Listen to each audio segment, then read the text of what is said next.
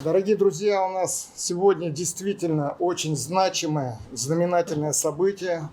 Мы отмечаем 700-летие со дня рождения великого татарского поэта Средневековья Сайф-Сараи. Хотелось бы отметить то, что сегодня среди нас присутствует ученый, педагог, профессор, доктор филологических наук, человек, который еще в далекие годы внес выдающийся вклад в изучение средневековой татарской литературы, и человек, который оказал нам честь, и сегодня он выступит с докладом, это Хатыб ага Миннегулов.